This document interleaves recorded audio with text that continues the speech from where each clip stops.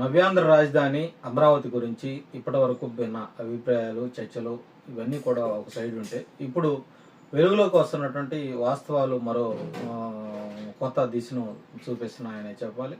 అమరావతి అంటే కేవలం 29 గ్రామాల పరిధి మాత్రమే కాదు. ఇది సుమారుగా 8,352 చదరపు కిలోమీటర్ల విస్తీర్ణంలో విస్తరించినటువంటి ఒక మహానగర ప్రణాళిక. ఈ భారీ విస్తీర్ణం భవిష్యత్తు దృష్టితో రూపొందించినటువంటి మాస్టర్ ప్లాను అమరావతిని దేశంలోనే ప్రత్యేక రాజధానిగా నిలబెట్టే అవకాశం అయితే చాలా స్పష్టంగా కనిపిస్తూ ఉంది. ఈ విస్తీర్ణాన్ని పర్యవేక్షిస్తున్నటువంటి సంస్థ అయినటువంటి ఏపీసీఆర్డీఏ ఈ సంస్థ రూపొందించినటువంటి ప్రణాళిక ప్రకారం అమరావతి రాజధాని ప్రాంతం హైదరాబాద్ మహానగర అభివృద్ధి సంస్థ హెచ్ఎండిఏ పరిధి కంటే సుమారుగా 15% పెద్దదిగా ఉంటుంది. హెచ్ఎండిఏ పరిధి సుమారుగా 7,257 చదరపు కిలోమీటర్లు అయితే అమరావతి సిఆర్డిఏ పరిధి 8,352 చదరపు కిలోమీటర్లుగా విస్తరించబోతా ఉంది. అంటే పరిమాణంలోనే కాకుండా ప్రణాళికలో కూడా అమరావతి భవిష్యత్తు నగరంగా రూపుదిద్దుకోబోతుందనే చెప్పుకోవాలి.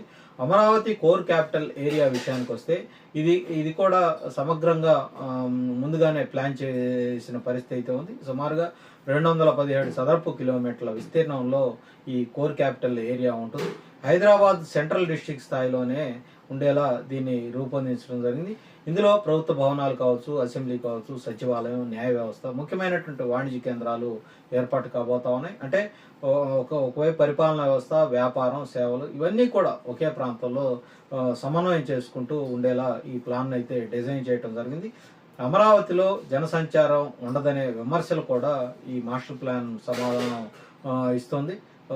రాజధాని ప్రాంతాన్ని కేవలం ఒక కొత్త నగరం కాకుండా ఇప్పటికే ఉన్నటువంటి ముఖ్య పట్టణాలతో కలిపి అభివృద్ధి చేస్తా ఉన్నారు. విజయవాడ, గుంటూరు, తెనాలి, అలాగే మంగళగిరి వంటి నగరాలను కలుపుతూ అమరావతి ప్రాంతాన్ని రూపొందించడం జరిగింది. ఈ ప్రాంతంలో ఇప్పటికే సుమారుగా 50 లక్షల జనాభా నివసిస్తూ ఉంది. భవిష్యత్తులో ఈ సంఖ్య 70 నుంచి 80 లక్షలకు పెరుగుతుందని అంచనా వేస్తూ ఉన్నారు. హైదరాబాద్కున్న శాటిలైట్ టౌన్షిప్ల అమరావతికి కూడా ఈ చుట్టుపక్కల పట్టణాలు ఒక బలాన్ని చేకూర్చే అవకాశం ఉంది. దీనివల్ల నగర అభివృద్ధి సమతుల్యంగా జరగబోతా ఉంది. ఒకే ప్రాంతంలో జనాభా కేంద్రీకృతం కాకుండా విస్తరించి అభివృద్ధి చెందే అవకాశం అయితే ఉంటుందని నిపుణులు అయితే భావిస్తూ ఉన్నారు. రవాణా వ్యవస్థ విషయంలో కూడా అమరావతికి ప్రత్యేక ప్రాధాన్యత ఇవ్వటం జరిగింది. ఇన్నర్ రింగ్ రోడ్డు, అలాగే ఔటర్ రింగ్ రోడ్డు వంటి ఈ ప్రాజెక్టులు నగర అభివృద్ధికి కీలకంగా మారబోతా ఉన్నాయి. సుమారుగా 90 కిలోమీటర్ల పరిధిలో ఇన్నర్ రింగ్ రోడ్డు రాబోతా ఉంది. 189 కిలోమీటర్ల పొడవుతోటి ఈ ఔటర్ రింగ్ రోడ్డు నిర్మాణానికి ప్రణాళికలు సిద్ధమయ్యాయి. ఈ రింగ్ రోడ్లు నగరంలోని ట్రాఫిక్ను నియంత్రించడమే కాకుండా వివిధ ప్రాంతాల మధ్య వేగవంతంగా కనెక్టివిటీని అందించబోతా ఉన్నాయి.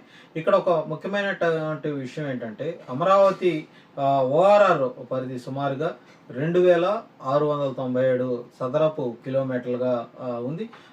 మరోవైపు హైదరాబాద్ ఓఆర్ఆర్ పరిధి కనుక మనం చూసుకుంటే అది కేవలం 1,148 చదరపు కిలోమీటర్లే ఉంది. అంటే ఈ విస్తరణ పరంగా అమరావతి సంబంధించినటువంటి ఇది కొంత విస్తారంగా భవిష్యత్ అవసరాలను దృష్టిలో పెట్టుకొని ఈ ప్లాన్ అయితే రూపొందించబడిందని మనం చెప్పుకోవాలి. ఇక ఉపాధి అవకాశాల విషయానికి వస్తే ప్రభుత్వం పెద్ద ఎత్తున ప్రణాళికలు అయితే రూపొందిస్తూ ఉంది. ఐటీ హబ్స్ కావచ్చు, అలాగే వాణిజ్య కేంద్రాలు కావచ్చు, పరిశ్రమలు కావచ్చు, స్టార్ట్సప్ ఎకో సిస్టమ్ కావచ్చు, ఇవన్నీ కూడా కలిపి అమరావతిని ఒక ఆర్థిక కేంద్రంగా తీర్చిదిద్దాలనే లక్ష్యం అయితే కనిపిస్తూ ఉంది. ముఖ్యమంత్రి చంద్రబాబు నాయుడు పర్యవేక్షణలో ఈ కోర్ క్యాపిటల్ ఏరియాలో మౌలిక వసతుల అభివృద్ధి వేగంగా సాగుతూ ఉంది. అమరావతికి మరొక ప్రధాన బలం దీనికి పక్కనే ఉన్నటువంటి కృష్ణానది.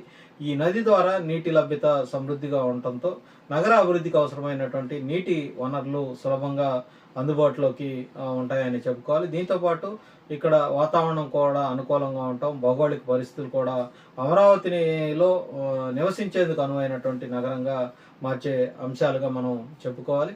మొత్తానికి ఈ అమరావతి ఒక సాధారణ రాజధాని అయితే కాదు, దీనికి ఒక ప్రత్యేకత ఉంది.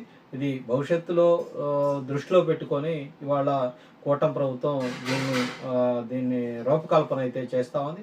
ఒక మహానగర ప్రాజెక్టుగా దీన్ని చేపట్టి తీర్చిదిద్దాలన్నటువంటి ఆలోచనతోటి కూటమి ప్రభుత్వం ముందుకు వెళ్తా ఉంది. దీని విస్తీర్ణం కావచ్చు, మౌలిక వసతులు కావచ్చు, రవాణా వ్యవస్థ కావచ్చు, ఉపాధి అవకాశాలు ఇవన్నీ కూడా కలిపి అమరావతి అనేది దేశంలోనే ఒక మోడల్ సిటీగా నిలిచే అవకాశాలు అయితే ఉన్నాయి.